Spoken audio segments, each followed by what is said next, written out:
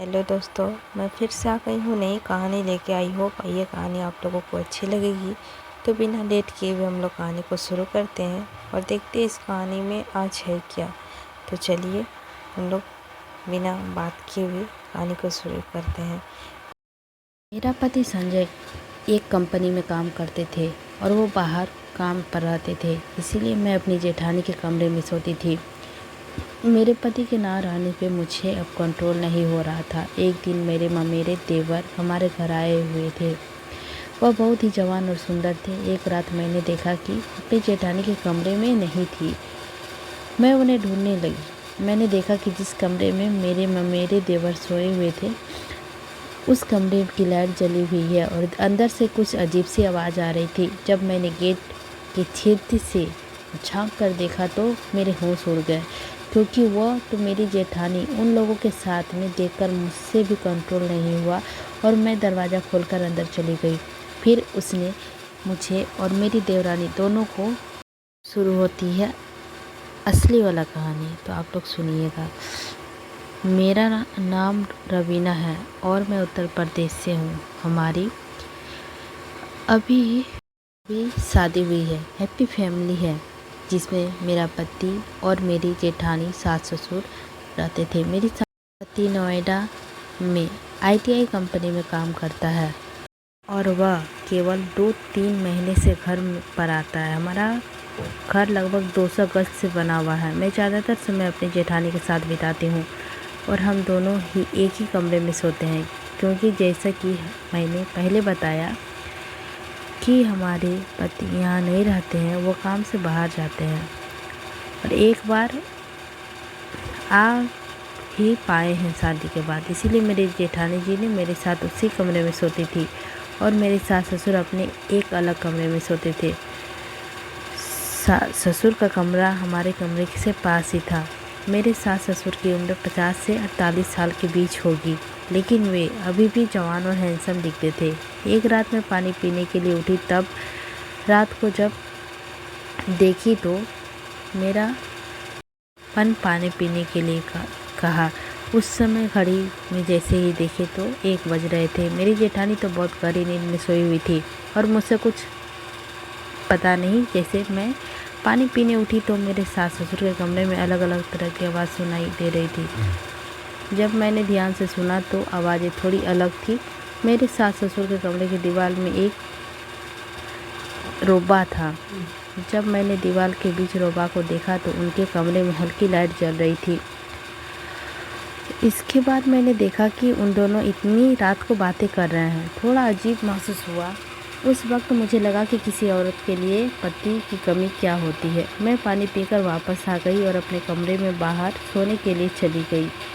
हम लोग जब सुबह ब्रेकफास्ट करने बैठे थे तभी हमारा मेन डोर की घंटी बजी। हमारी जेठानी ने दरवाज़ा खोला तो देखा कि उस समय एक 24 साल का लड़का हमारे मेन गेट के सामने खड़ा है। मेरी जेठानी ने बताया कि यह हमारा ममेरा देवर है।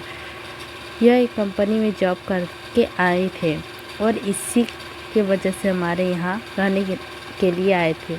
हमारे पास वैसे भी एक कमरा खाली पड़ा था। मैंने सोचा कि वो उसी के में एडजस्ट हो जाएंगे तो मेरा भी भला हो जाएगा। मेरी जेठानी ने कहा, आदत तो बहुत अच्छे हैं और वह हमारी हर बात करने के लिए तैयार रहते हैं। और देवर जी कमरे में अंदर आए और कमरे देखने लगे। मैं भी तुरंत जाकर उन्हें देखना चाहती थी। मैंने कहा, दीदी आपने इन्हें यह रख लिया तो उनकी आदत कुछ ठीक नहीं लगती। लेकिन जब मैं इन देवर की तरफ देखा तो वह बहुत हैंडसम थे। उनकी कद काठी थी, बहुत अच्छी थी और मुझे बार बार घूर रहे थे।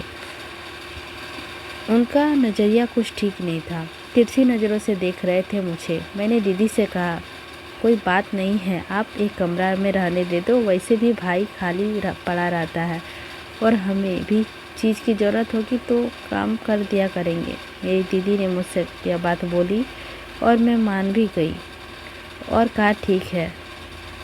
देवर जी हमारे घर पे रहने लगे। हमारे घर में 2 ही बाथरूम थे और उनमें से एक देवर जी इस्तेमाल करते थे और हम सब एक में इस्तेमाल करते थे। एक दिन देवर जी का गैस सिलेंडर ख़त्म हो गया। वह हमारी जेठानी के पास आए और कहने लगे, भाभी मेरी गैस ख़त्म हो गया है, तो क्या मैं आपके किचन में आके रोटियां बना सकता हूँ?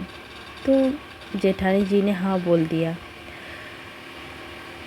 आज के दिन तुम हमारे यहाँ नीचे आकर खाना खा लो, हम तुम्हारे लिए खाना बना देंगे। रीना तुम्हारे कमरे में रोटियां पहुंचा देगी। तो देवर जी बोला, ठीक है, जैसे आप कहे। फिर वह अपने कमरे में चले गए। मेरी जेठानी जी भी रवीना को रीना कह के बुलाती थी। देवर जी के लिए खाना बना दी और थोड़ा जल्दी पहुंचा देना। मैंने कहा ठीक है। जल्दी से खाना खाया हम दोनों और खाना टिफ़िन में रख दिया। फिर उन्हें देने के लिए चल पड़ी। मैंने देवर जी से कमरे का दरवाज़ा खटखटाया तो उन्होंने दरवाज़ा खोला और कहा, हाँ आइए भाभी जी। मैं अंदर गई और उनको खाना देकर आई। उन्होंने कहा कि कोई बात नहीं, आप मेज़ पर रख दीजिए। मैं मेज़ पर खाना रख दिया। फिर देवर जी बोले, भाभी जी बैठ के कुछ बातें करते हैं। मैंने कहा नहीं, मुझे जाकर और भी काम करना है। उन्होंने कहा कोई बात नहीं, कुछ टाइम मेरे पास बैठ जाइए, 5 मिनट मेरे पास बैठिए। वह मोबाइल पर कोई फिल्म देख रहे थे और वह हॉलीवुड का फिल्म था। जब मैं देख रही थी तो देखते देखते फिल्म में रोमांटिक सीन आ गया। वह सीन ऐसा था कि मैंने उनसे नज़र हटा ली और कहने लगी, पता है कैसे कैसे सीन दिखा देते हैं। मैंने कुछ नहीं कहा। फिर मैंने कहा ठीक है, अब चलती हूँ। उन्होंने कहा कि भाभी जो फिल्म पूरी देखकर चाहिए। मैंने कहा नहीं नहीं, अपने रूम में चली गई। रात को देवर जी के बारे में सोचती रही, कितने ताकतवर थे। जब मैं उन्हें खाना देने गई थी तो मैंने तय किया कि अब मैं उसे ही सिर का ताज बनाऊंगी। मुझे नींद नहीं आ रही थी। फिर पानी पीने के लिए गई तो पानी पीकर आई तो मेरे सास ससुर कमरे में फिर आवाज़ें आ रही थी। आवाज़ें कुछ अलग थी। फिर मैं तुरंत चली गई। मैंने देखा कि देवर जी के कमरे लाइट जली है। मैंने सोचा रात के 1 बजे देवर जी कमरे की लाइट क्यों जल रही है। मैंने सोचा चलो जाकर पता करते हैं। उनके कमरे में गई तो देखा कि मोबाइल में हॉलीवुड की फिल्में देख रहे थे। उसने मूवी की आवाज़ बहुत तेज़ कर रखी थी। मैंने कहा देवर जी, तो उन्होंने झट से मूवी की आवाज़ कम कर दिया और बोला, हाँ बोलिए क्या बात है। मैंने कहा कि तुम्हारे कमरे की लाइट अब तक क्यों जल रही है, तुम सोए नहीं?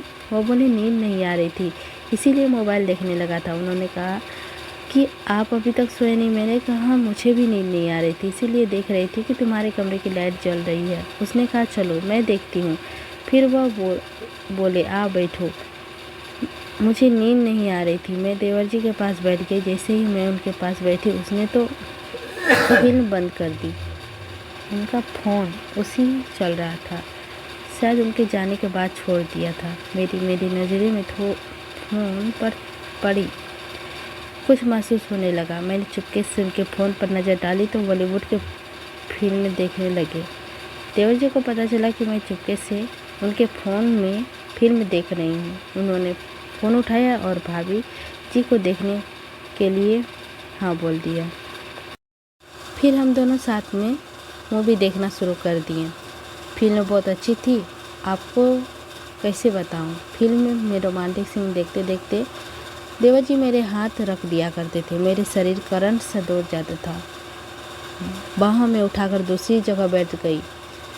पता नहीं मुझे क्या हो रहा है क्योंकि मैं अपने आप से कंट्रोल नहीं कर पा रही थी। फिर उन्होंने मुस्कुराते हुए कहा, भाभी आप बैठो, अभी आता हूँ। जैसे कि वह वहीं बैठी हुई थी। तुरंत उसने गेट की कुंडी लगा दी और आज फिर मैंने उनकी इच्छा पूरी कर दी। मैंने चुपके से कमरे से बाहर निकल गई और सीधा अपने कमरे में जाके लेट गई। फिर मुझे बहुत ज़्यादा गहरी नींद गई। तब देवर जी फ़ोन आया, तो आप फ्री हो तो कल शॉपिंग पर चलेंगे। मैंने भी बहुत दिनों से शॉपिंग नहीं की थी इसीलिए हाँ कर दिया। फिर हम दोनों ने बहुत सारी शॉपिंग की। दोनों घर वापस आ गए। रात का खाना खाकर सो गई। एक रात मैं टहलने से उठी क्योंकि मुझे बहुत ज़्यादा गर्मी लग रही थी। जब मैं अपनी जेठानी के रूम में गई तो मैंने देखा कि वह वहाँ पे नहीं थी। मैंने सोचा कहीं और गई होगी या गर्मी की वजह से छत पे टहल रही होगी। मैं छत पर गई लेकिन वहाँ पर भी वो नहीं थी। फिर मुझे लगा कि वह कहीं मयंक के पास तो नहीं चली गई। जब मैंने देखा तो मयंक देवर जी के कमरे में बैठी हुई थी। तो मैंने तुरंत ही अपने कमरे में आ गई। मैं सोने के नाटक करने लगी। जब जेठानी जी कमरे में आई तो मैंने उनसे पूछा, तुम कहाँ गई थी? वह बोली, मैं फ्रेश होने गई थी। मैंने कहा, तुम मैंने तुम्हें मयंक देवर जी के रूम में देखा था। वो बोली हाँ, मयंक से बातें करती हूँ, तो चली गई। तो मैं तो यूं ही बातें करने के लिए गई थी और थोड़ी देर बैठ गई और फिर वापस भी आ गई। तो दोस्तों, यह कहानी आप लोगों को कैसी लगी? आई होप यह कहानी आप लोगों को अच्छी लगी होगी तो लाइक कीजिएगा, चैनल पर नए होंगे तो सब्सक्राइब कीजिएगा। कुछ भी गलत सही हुआ होगा तो कमेंट करके ज़रूर बताइएगा। मिलते हैं नई स्टोरी लेकर आप लोगों के साथ, लेते हैं आप लोगों से विदा।